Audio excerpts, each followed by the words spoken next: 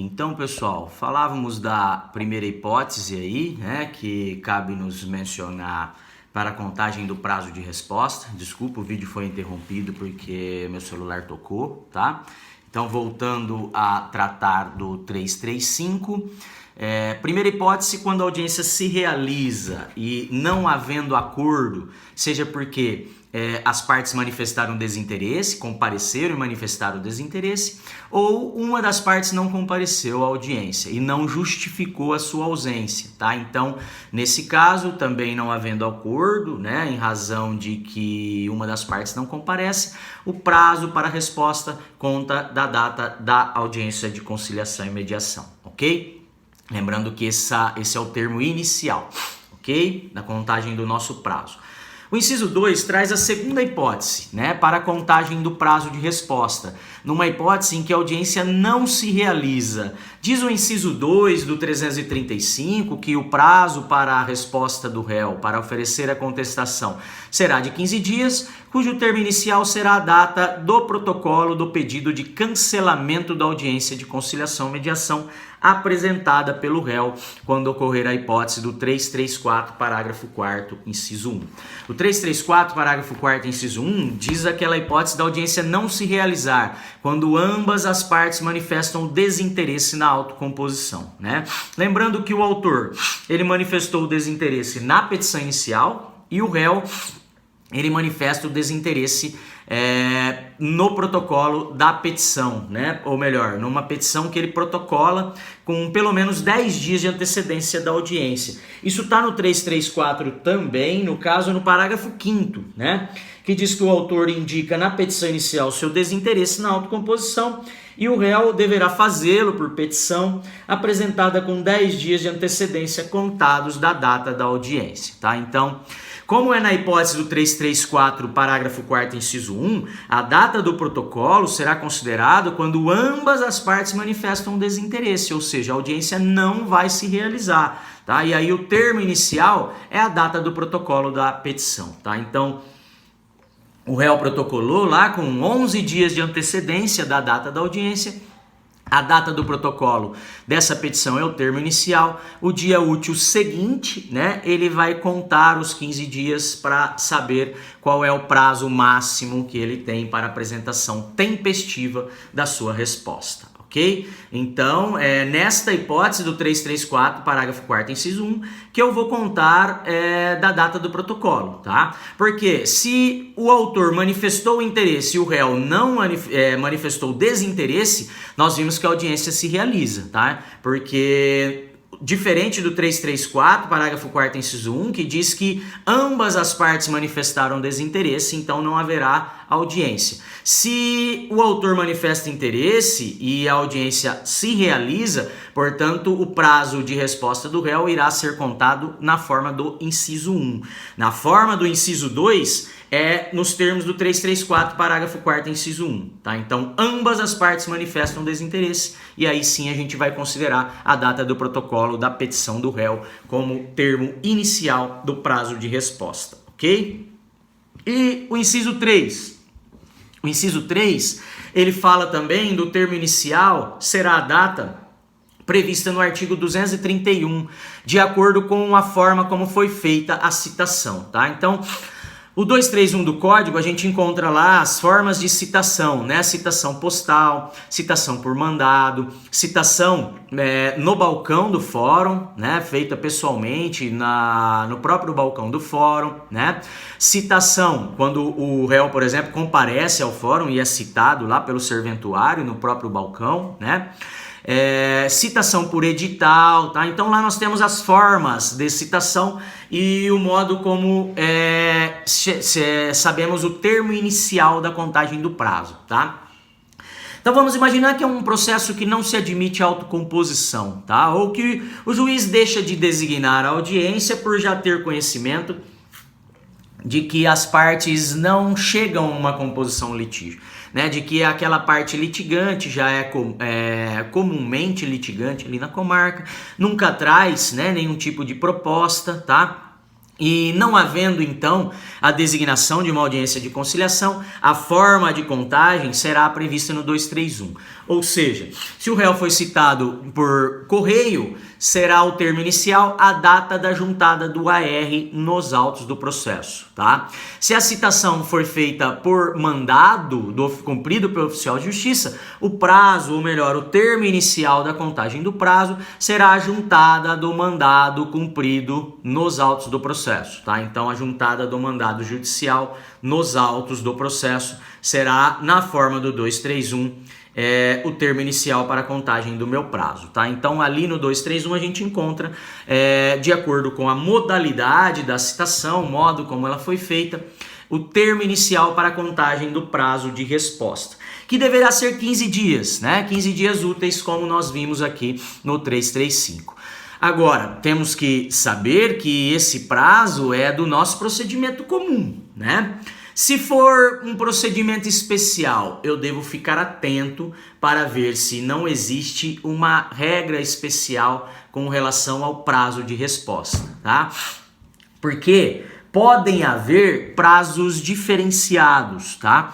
O Código de Processo Civil, né, o legislador, ele procurou no novo código acabar com aquela diferença que a gente tinha no código anterior de prazos de 5 dias, prazos de 10 dias e prazos de 15 dias para apresentação de resposta, tá? Até mesmo nos procedimentos especiais, né? Existia aí uma variação muito grande. Alguns eram 5, outros eram 10, outros eram 15. Então, para acabar com a confusão que isso gerava, né? E para igualar todos os prazos, ou melhor, a maioria dos prazos, o código veio e definiu em 15 dias, na sua maioria, o prazo para a resposta, tá? Mas ainda existe exceção, né? Na ação de restauração dos autos, uma ação de procedimento especial, tá? Que tem assento nos termos do artigo 714 do CPC, o prazo de resposta nesse tipo de ação de procedimento especial são apenas 5 dias, tá? A ação de restauração dos autos, ela tem por finalidade restaurar processos físicos, né? Que porventura se perderam, se deterioraram, né? Que não possam mais ser utilizados, que não foram mais encontrados, tá? Então se faz a restauração do processo, né? Busca-se cópias, né, que as partes tenham do processo, os documentos que estão nas pastas do próprio cartório, como por exemplo as atas das audiências, ali no livro de sentenças já pode ter a sentença. Então se extrai cópias do que já tem disponível no cartório, com mais os documentos que são apresentados pelas partes, e se restaura um processo, por exemplo, deteriorado ou que se perdeu, né? Eu participei de um processo desse, uma única oportunidade, em que um processo meu foi perdido dentro do cartório, sumiu, né? Não se localizou mais. E por sorte eu tinha praticamente cópia integral do processo. Faltavam apenas alguns atos que na verdade não prejudicavam a própria restauração, porque eram coisas secundárias na verdade. Os atos processuais principais eu tinha cópia, então na oportunidade, né, nós apresentamos e o processo ele foi restaurado novamente, tá? Essa ação é uma ação que tende a acabar, né, pessoal? Porque ela é voltada para a restauração de autos físicos. Os processos digitais, eles já têm, além do processo lá no próprio sistema, existem ainda cópias de segurança.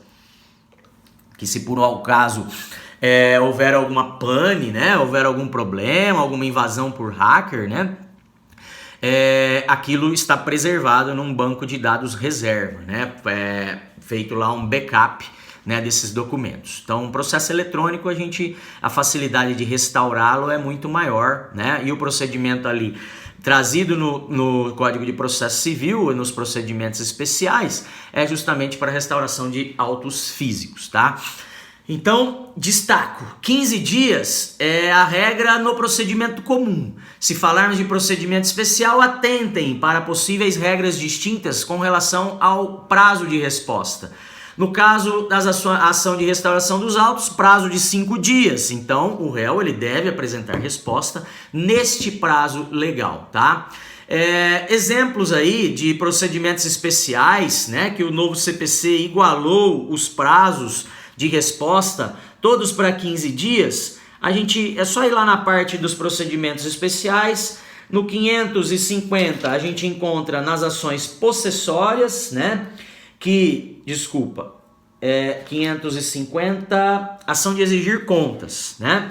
O prazo é de 15 dias, como diz aqui o 550. O 564 já está dentro da ação das ações possessórias. Prazo de resposta, 15 dias, como diz aqui. O 577, que trata das ações de demarcação de terras. Prazo de resposta, 15 dias, tá? Então, assim vocês vão encontrar no 601, que fala da ação de solução de sociedade, né? E nos 679, 683 e assim sucessivamente os demais procedimentos comuns em que o legislador igualou os prazos todos para 15 dias, tá? Leis esparsas, também fiquem atentos, tá? Um exemplo de uma lei esparsa que o prazo de resposta é menor é a lei do mandado de segurança.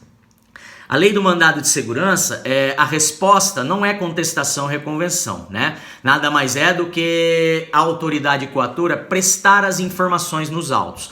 Então, nesse prazo num prazo de 10 dias, é que a autoridade coatora pode apresentar as informações. Ela deve apresentar a sua resposta, portanto, num prazo máximo de 10 dias, tá? Então, atentem quanto a procedimentos especiais, porque o prazo também pode ser reduzido, tá?